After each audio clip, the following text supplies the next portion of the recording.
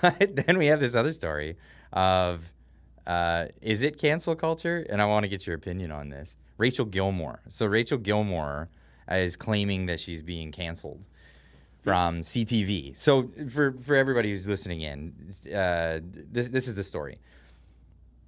Rachel Gilmore is a reporter from what did she start with? She started with Global News. Global, yeah. Global News. So she was on Global News. She got fired for ostensibly doing a bad job. Like she just did a bad job, and she was slanderous in her reporting and very infactual, like unfactual, like misinformation.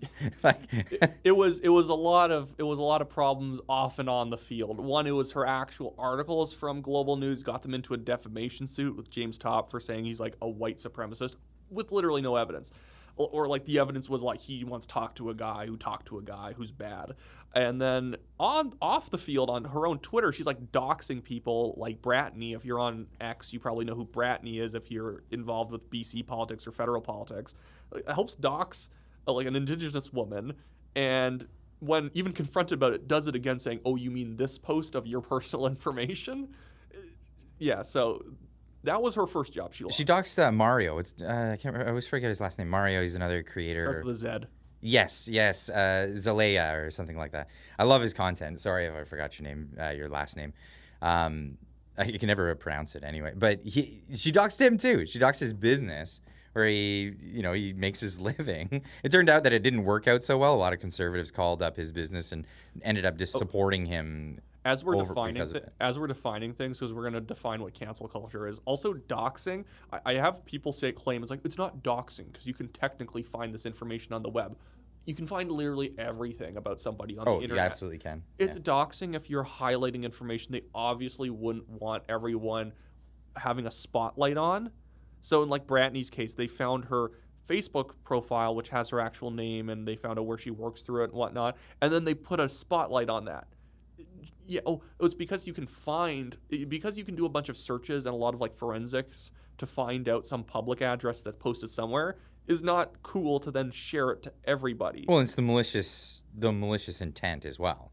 So the idea is that you're sharing it with a group of people who disagree with this person vehemently, and therefore it's like a call to action without saying the call to action. You know what I mean? Yeah, it was an Antifa account that Rachel Gilmore was retweeting, putting out her address saying that she's trying to harass Rachel Gilmore. Bratney has been very clear that she was posting the address, like that she was posting on a private Facebook group that had her actual name in it, but it's a private Facebook group where she was just saying people should go onto Twitter and go criticize Rachel Gilmore for slandering James Topp. And she even clarified, be polite, but point out that she's wrong because she's blocking people, but we want to always have replies basically calling her out for it. Right, so that was deemed harassment. So this is the character of Rachel Gilmore and what she's done in her career time. Now, she's had another job since, and then she recently got hired on by CTV to be a fact checker, and this is the greatest part. This is the greatest part. So she was brought on to be a fact checker. I think the hiring or the PR group or what would it be, HR for CTV. I think they need a fact checker before they hire somebody for a job, because that's just, to me, that's hilarious. Yeah. Like I have no ill intent on this one. I think it's funny. I do a podcast with Marty Bellinger, Marty Up North, every week, and we were going to do a segment about her fact checks. I thought it was fun. So I wasn't calling for her firing at all. I honestly never posted anything about it. I just don't think Rachel Gilmore is like worth my time in any way like that. And yeah, I didn't think about it, but that's a good point. It's great content for her to be on CTV. Honestly, maybe it's an inside job that a conservative got her onto CTV News just because they knew it was going to blow up in CTV News' face. So that's possible. That's possible. I hadn't considered that. But so the result was there was a big backlash on CTV and I guess a huge mailing campaign. Was it a mailing campaign? Or like a lot of emails. Probably people trying to probably replying under every post they make about it. Yeah, and so because of that, CTV reached back out to her and said, "We're not going to go forward with this project with you for the next 5 weeks." It was a temporary gig anyway. Yeah, it wasn't a full-time gig. So this temporary gig got canceled, and then they said to her, that it was because of the, what do they call it? The bandwidth.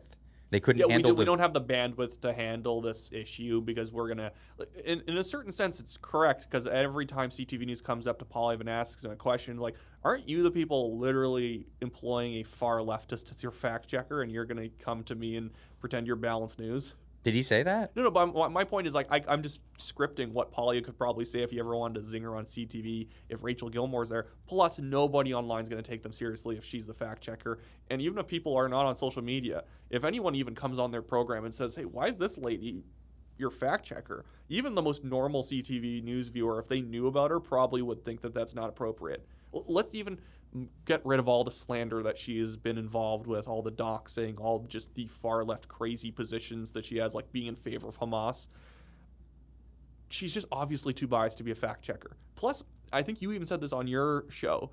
Let's just not even have fact checkers. Just have people give information. Just give factual information. We don't need somebody who's like the Moses coming down from on high to tell us what the real truth is. Yeah, with the tablets and the whole deal. That's so funny. Yeah. But yeah, so at the end of the day, she lost that career opportunity, as she said it, and now she's gone on a spree to talk about how she's been canceled. So someone who's obviously knows what cancel culture is, Rachel Gilmore, has been a participant in cancel culture, trying to get people canceled from their jobs or getting their businesses turmoil or whatnot by doxing and doing all this stuff, is now on the recipient side of things. Is this a case of FAFO, like F around and find out, or is this legitimate, like a cancel culture, but on the right side of the aisle? And I think if we're to define cancel culture, I would say real cancel culture, because obviously I don't think this is actual cancel culture. Real cancel culture is like Aaron Gunn. You said something that or people are trying to attack you for something that you didn't really say, in terms of they're saying you're a residential school denier, and he's not. He's saying something factually accurate that they are twisting out of context to attack him. Or they are taking something real that he did or said that was 11 years ago and obviously doesn't reflect what he actually believes today. And even they know it doesn't actually reflect what he thinks today because they would have brought it up a long time ago. They're just bringing it up in an election because it's a very short campaign period and nonsense can be taken seriously for at least a few seconds during an election. And so that's where Rachel Gilmore is no longer employed by CTV News because her background proves that she should not have that job. Yeah, I agree. I totally agree. I think it's really just along the lines of a hiring mistake. Like I think the person who really needs to be fired in this position is the one who came up with the idea of hiring Rachel Gilmore as a fact checker in the first place. Because now they're going to do damage control over this because obviously awful position to have her in. But what I don't get is the legacy media could really help its reputation by just having actual conservatives and liberals and NDP representatives on your show to discuss the topics, and not the way that they do it on CBC Power Play or whatever. Power in Politics is one of those shows where they have a panel of consultants from each party talking, and none of them can have an interesting opinion because they're paid not to have interesting opinions. Yeah, that's a good take, actually, that they're paid not to have interesting opinions. They're all there to be milquetoast and stay away from any sort of controversy. I was watching one, and it was they were announcing where these people are from, and they're one of them literally is working for a lobby group. It's what do you think this guy's gonna say? He's gonna have a hot take on your show? No, never. And they're not even candidates, these people, right? They're just PR guys. That'd actually be interesting, having candidates on legacy media shows to, everyone sits in their kind of a little box on screen and they can argue about issues back and forth. It's kind of miniature issue-based debates that only last maybe 15 minutes, but that's too smart of an idea for the CBC and CTV News, who I love when the CBC claim that they're the outlet of rural people, because rural people wouldn't get their news covered if it wasn't for somebody who lives 30 miles away who drives into town once a month to cover some council issue. Well, I think that the party itself wouldn't allow for it because there's too much opportunity for a gaffe to happen or something like that. And that's where Canadian politics can be kind of a bore sometimes. It's like, just go for it. Just go for it. I think you'll always gain more than you actually lose. Well, and by that's where I risking it. think this is where I think like they should really go for it. I think that the Conservatives, for one, are the worst at this. They think that, you know, get a little bit of popularity and then just kind of hang on to that and like go hide in the closet or whatever. It's what I call blockhouse warfare. That the election starts, and then you just start placing your blockhouses along your territory. You're not trying to take any new territory. You're just trying to basically create a giant Maginot line along the votes that you have. The problem with that is that it's purely defensive, and the best you can do in a day is not losing any territory.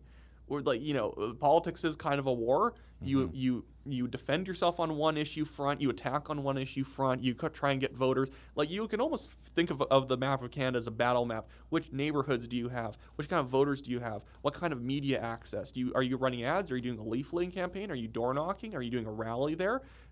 Social media podcasts, they all have their place.